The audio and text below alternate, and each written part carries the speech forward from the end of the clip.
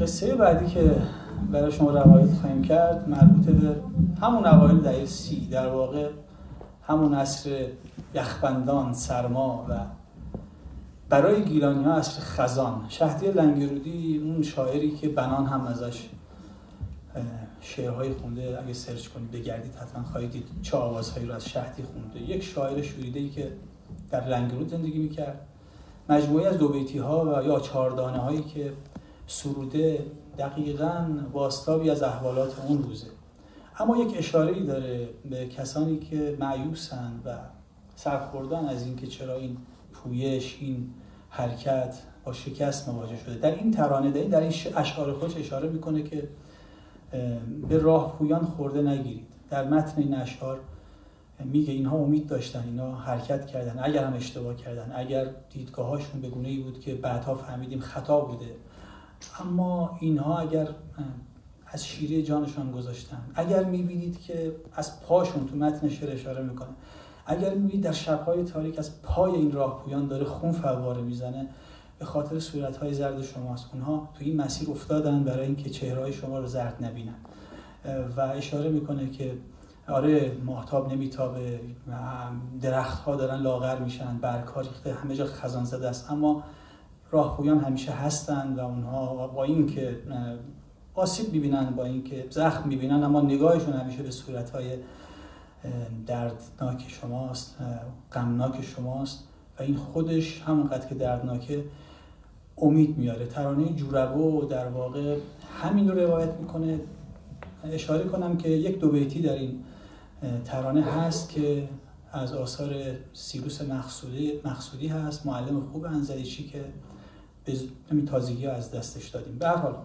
این قصه رو با یاری ترانه برای شما روایت میکنیم. جورابو.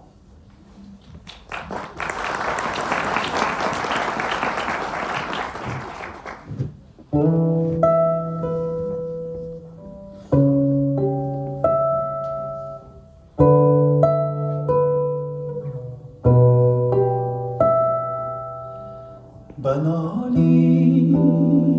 بلبلون غم نزدیک با علاتیتی بشورا تاریک با مگنین قمجی ای درخت زمین فوده خوالگه باریک با زمین فوده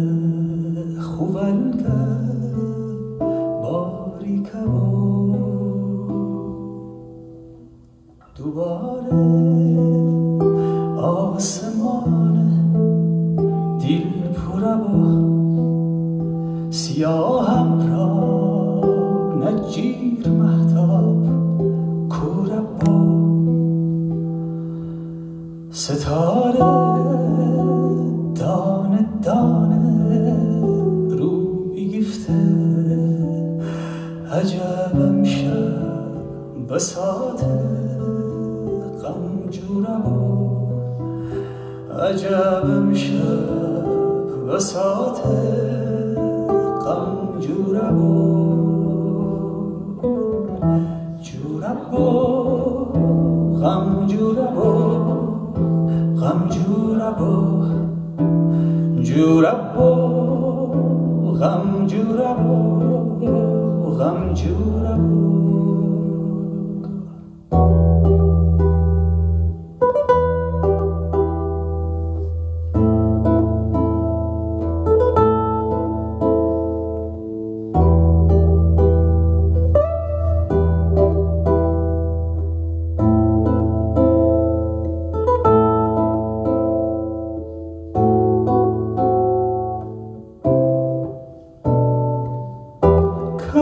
کبوتر جنبیه بی تاب می دل می چشمونم مسان بی خواب می دل تو وقتی پرزنی پرزنم کبوتر پر نزن خونابه دل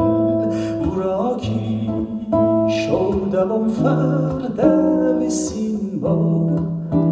دوایی خسم در دوسین با اگر خون تیر بزه او شومی پاجی فقط دیدیم کول زرد ویسین با فقط دیدیم کول زرد ویسین با دواره آسمان دل پوره با سیاه ابرا نجیر مهتاب کوره با